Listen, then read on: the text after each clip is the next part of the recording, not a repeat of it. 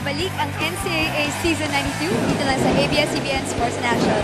Halftime na naman mga kapamilya, JRU Heavy Bombers kontra sa Letran Knights. Bigdikan ng laban pero lamang ang JRU ng 6 na puntos sa score na 29-23. Ngayon naman, balikan natin ang signature moves ni Teodoro sa galawang NCAA.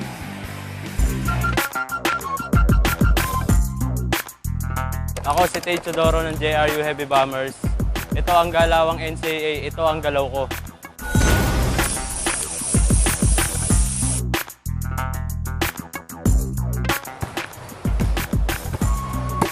At ngayon, ituturo ko naman sa inyo kung paano ang step back.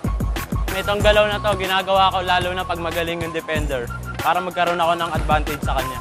Ng LPU. Sa labas, bibigay ulit kay Teodoro. The step back by Teodoro! 3-pointers dito sa laban na to, Teodoro. Itong mga big guys nila. Yun, nakita natin na ang field goal shooting nila.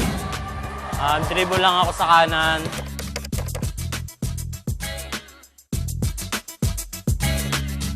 Tapos pag nakita ko yung defender na nakaharap lang sa akin, and I will go for the step back. And I will shot.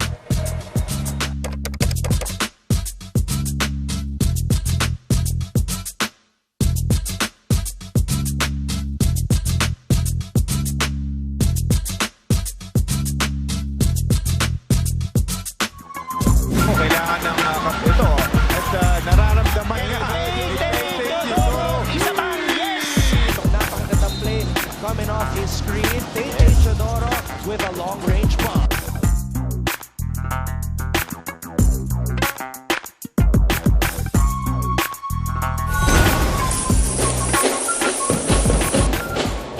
Maabangan natin mamaya mga kapamilya kung magagawa ulit niya ang kanyang signature moves mamaya. Pero ngayon, balikan muna natin ang question of the day. Kung may pagkakataon kayo makapaglaro ng 3-on-3 dito sa NCAA, sino ba ang mga players na gusto niyong maging teammates? Para sagutin yan, gamitin niyo ang hashtag NCAA Season 92. For more intense basketball action, magbabalik ang ABS-CBN Sports dito sa NCAA Season 92. 10 kulay, isang laban.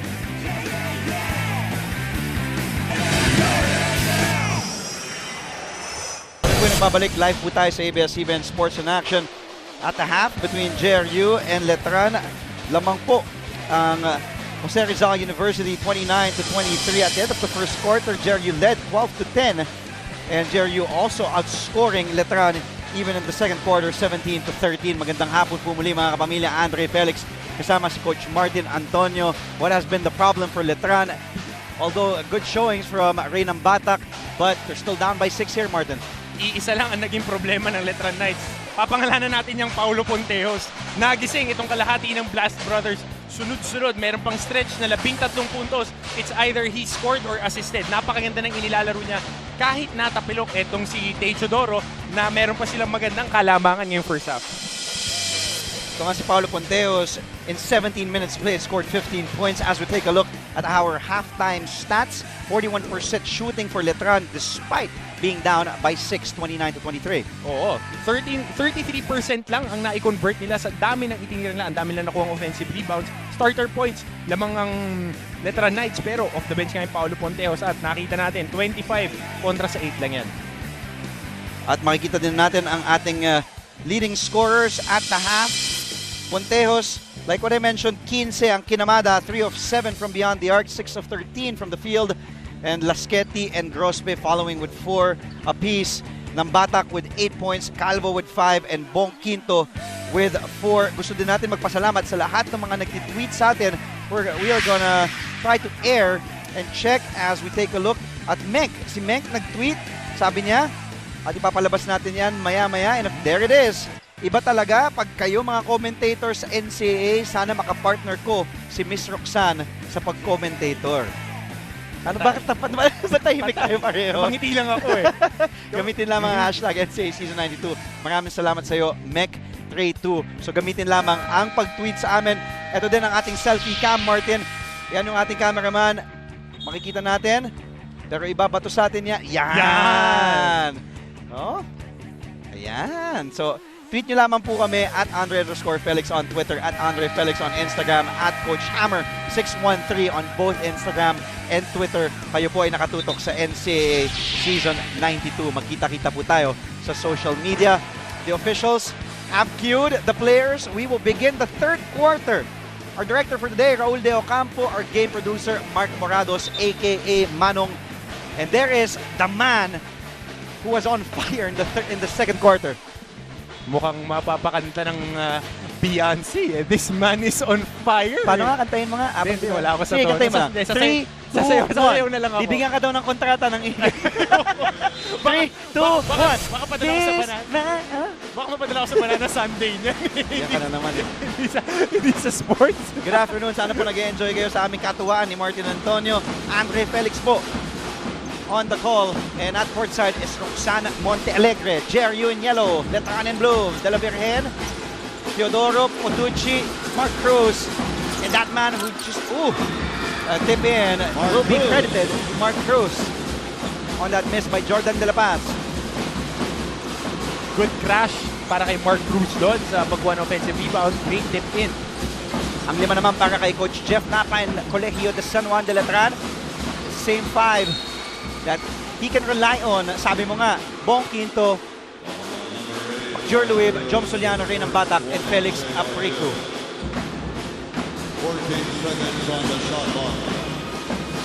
14 segundo ang nalalabi sa kanilang shot clock ng Colegio de San Juan de Letran, who led earlier as big as 6.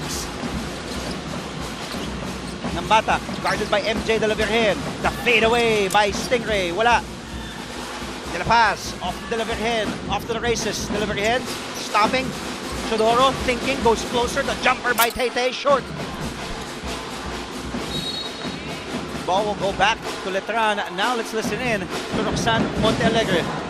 Para naman mas ganahan ng Letran crowd, kasama ko ngayon ang Letran cutie na si McLean Dizon. Hello, McLean. Hello po, binabati ko po mga taga-Letran. Ayan, ngayon naman sagutin mo ang aming question of the day. Kung may pagkakataon ka makapaglaro ng 3-on-3 dito sa NCAA, sino ba ang mga teammates mo?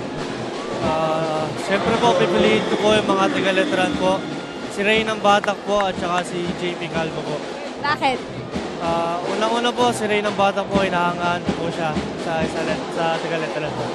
Tsaka po si JP Calvo po, magaling po siyang point guard. Kung naman meron kayong gustong makalaban sa 3-on-3, sino naman ito? Kahit sino pwede mong piliin. Siguro po si Kami.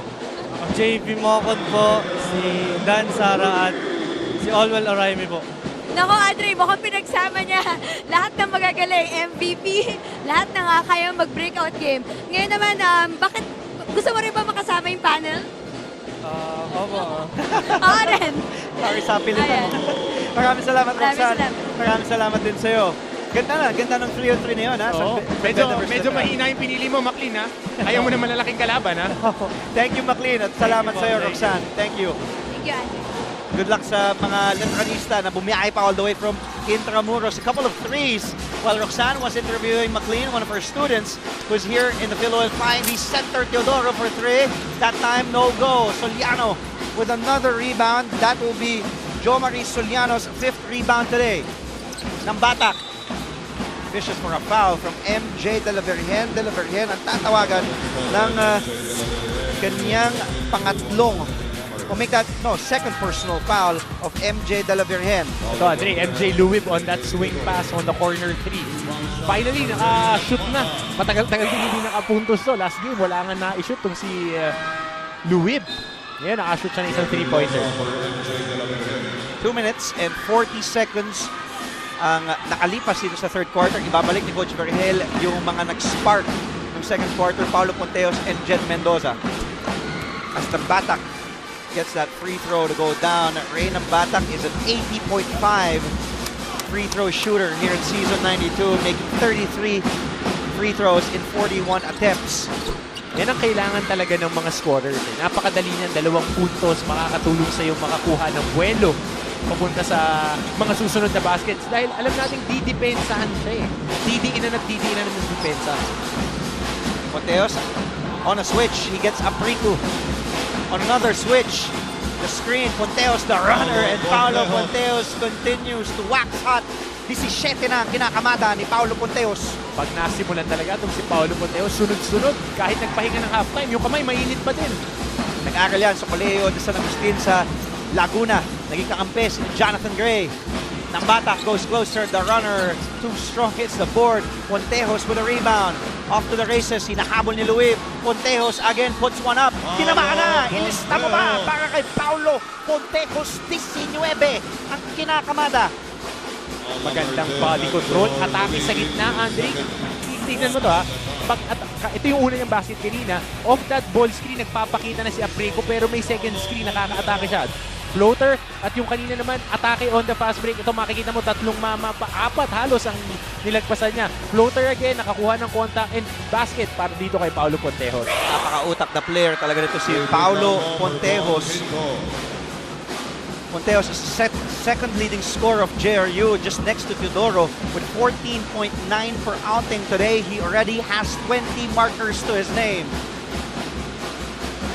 in just 18 minutes of action. Oh, at wag mong kakalimutan, Andre, may championship experience din tong si Paulo Pontejos. Naglaro yan sa San Pedro Juniors program at nanalo rin niya ng kampeonato sa seniors bago siya lumipat dito sa Heavy Bombers. That's right. He played 1 year where the Red Lions had to serve residency before suiting up in a yellow and blue uniform.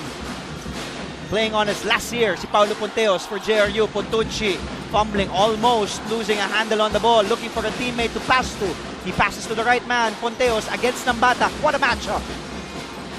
Pontejos to Pontucci. What a steal by Calvo and Mark Cruz. Umaatake si JP Calvo to Nambatak. Di na dinribble yung bola pero mintes si Nambatak on that layup. He gets his own miss. Tinamaan na. Basket pa para kay Stingray Nambatak. Ito, marami nang tape sa leeg itong si Ray Nambatak. Kumukuha pa ng contact. Ito, nakakabasket. Mintis yung una niyang atake. Nakuha niya ang offensive rebound sa tapikan na yun at nakakuha pa ng isang foul. Bonus shot and the basket para dito. Tumawag ng timeout si Coach Jeff Napa. Kami po yung magbabalik.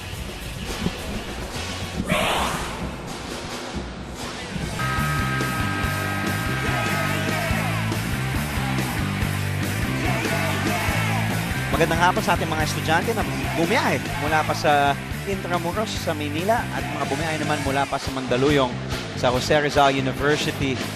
Thank you so much. And to all our viewers watching at home, of course, the Meneses family in attendance, the two lovely daughters of Coach Vergel. Binabati din natin si Oliver Gan. Ogan, magandang hapon sa iyo. Yan, ako babatiin ko yung lola ko, tsaka yung mami ko, pati yung grand aunt ko, lahat nanonood. Merong scouting report, pre. Pinagagalitan ako pag mali yung stats na binibitawan ko. Alam mo naman eh. So magandang hapon po sa pamilyang Antonio, kay Lola Hammer. Magandang hapon sa iyo. Nambata sinks the free throw to complete the three-point play. Cuts this JRU lead to 6.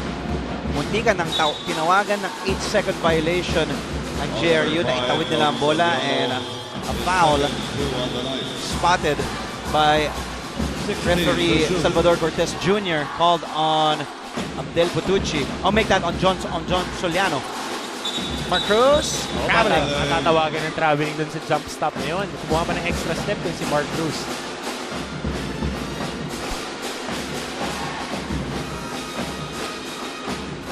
Irvin Grospe is coming in.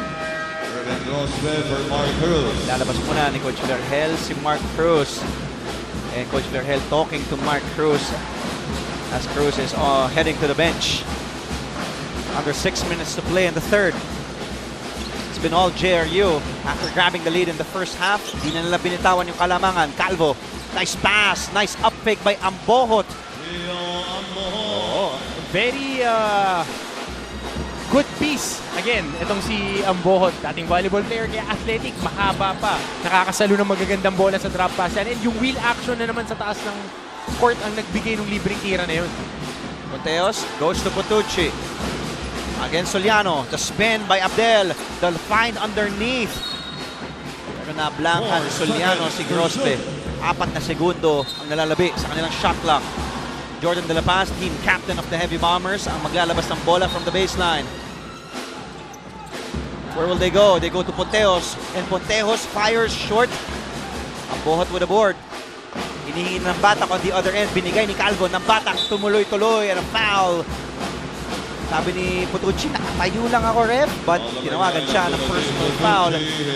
Pangatlo na yan ni Abdel Putucci. Oh, Andre, tignan mo to Pag atake ni Ray ng Batak, makikita mo side to side kasi yung tama Every time that the defensive player would slide in front of an offensive player at tamaan ng tagiliran niya, foul yan You haven't established your position. Para sa mga bata, ibigay niyo yung dibdib niyo, tanggapin niyo yung tuhod. Doon lang kayo makakakuha ng offensive foul. Binalik na ni Coach Virgel Meneses si Abdul Wahab, Abdul Razak. Abdul Wahab has 2 personal fouls at ang pinalitan niya si Abdel Putucci may 3 personal fouls. Mintes si Ray ng Batak. As we take a look at Tay-Tay Teodoro. Ito, naka-oxygen tank natin si Tay-Tay. Pantulong yan recover. Yan ang ginagawa ng mga ibang teams para mas mapabilis yung recovery process ng mga players na nilalabas. You saw momentarily ng Batak's numbers on your screens. And Coach Jeff Napa wants to talk things over na ibaba na ng Letran ang kalamangan ng JRU sa 3, 39-36.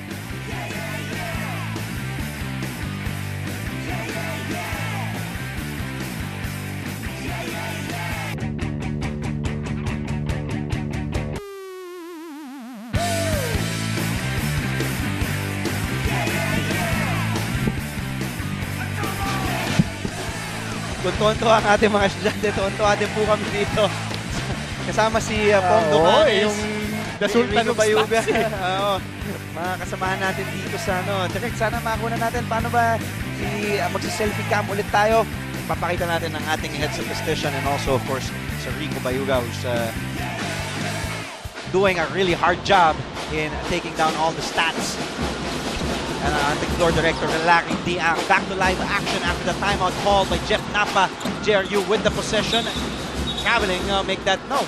Natawagan ng violation, double dribble violation ang tatawag kay Irvin Grospe.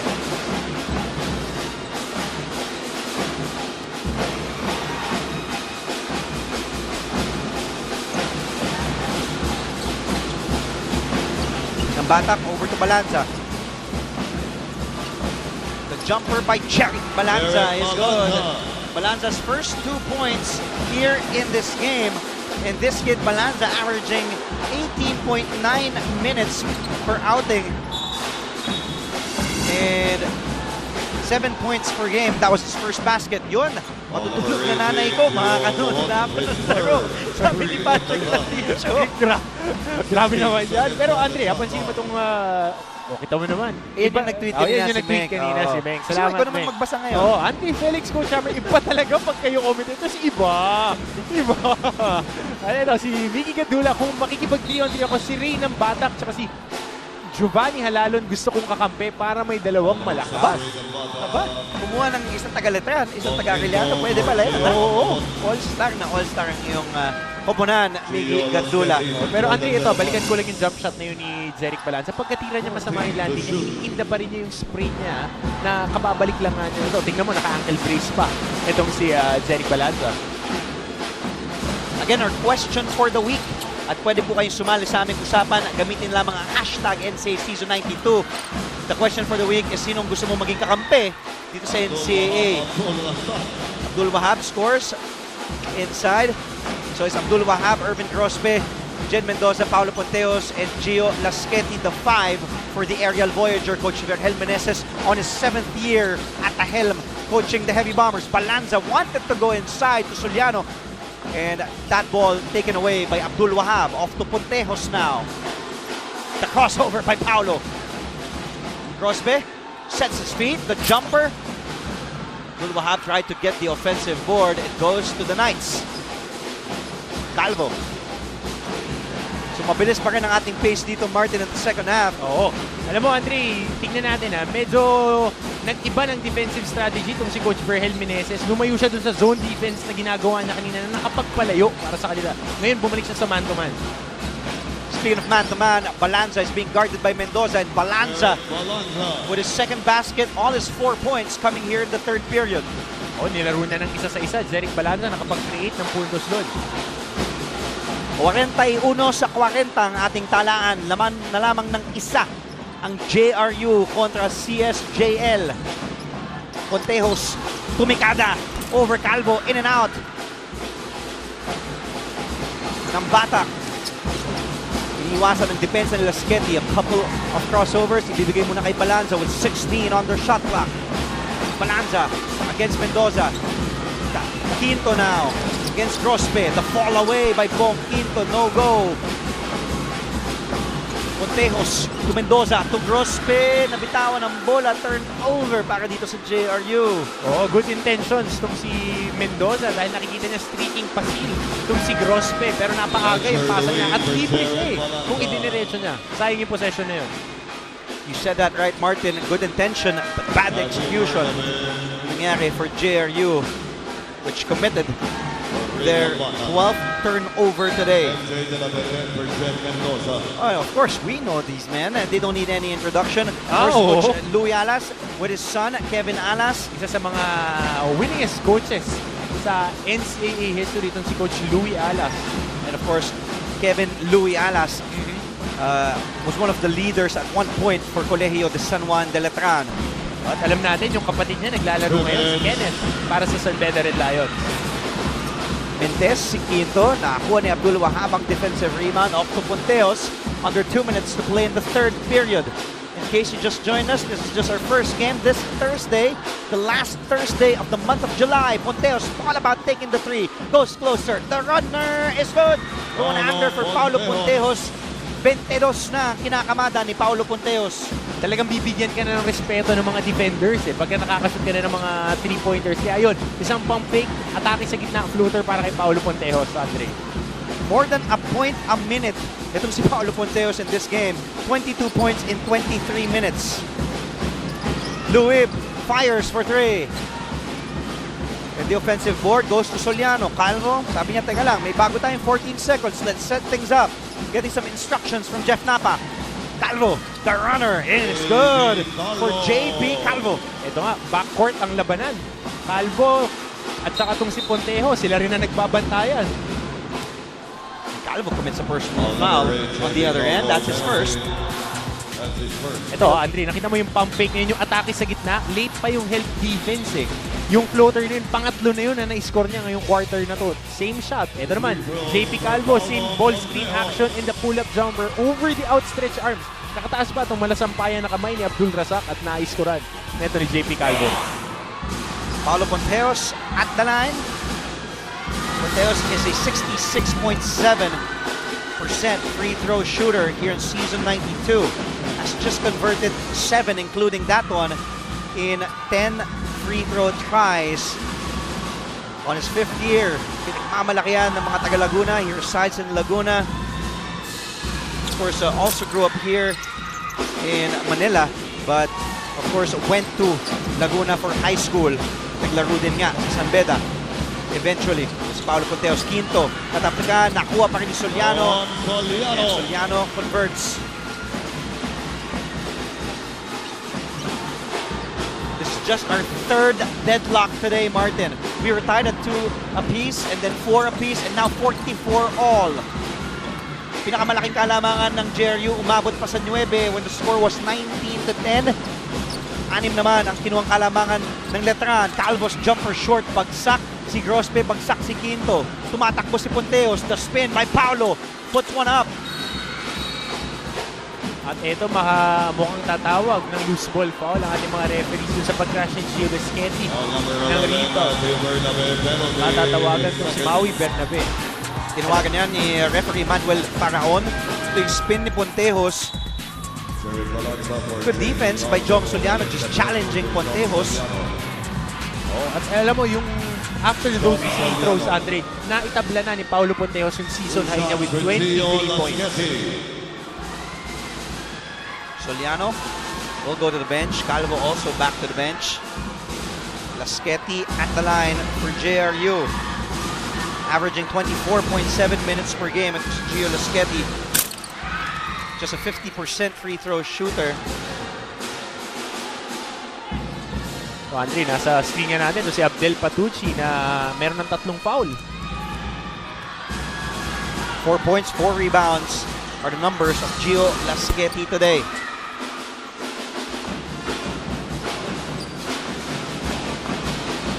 Nakuha muli ng JR yung kalamangan ng isa, 45-44. Bernabe is back in. Lintis siya doon. Ponteos! At lalabas ang bola. Kung papasok pa yun, talagang magkakagulo. Mag-uwian na lang yata tayo. Kung papasok pag ganun kabuena si Paulo Pontejos in this ball game, who has 23 markers. Kung si Paulo Pontejos of 9 of 18 shooting. Lagpas kalahati ang puntos ng JRU nang galing kay Paulo Pontejos, Andre. Check that. Pontejos is 9 of 20 shooting from the field, 3 of 9 from beyond the arc. Is that man, Paulo Pontejos. Third quarter, Letran was able to get some rhythm. Reynam Batak refusing to give JRU the lead. Tumabla tayo at 44 all, but Paulo Pontejos continued his hot streak. 8 of his 23 points came here in the third period. This quarter, Letran scored 21 points in the first half, just 23. So Letran had a good showing here in the third period. Fourth and final quarter po sa aming pagbabalik dito lamang sa ABS-CBN Sports in Action. To watch the latest game highlights, subscribe to ABS-CBN Sports in Action YouTube channel.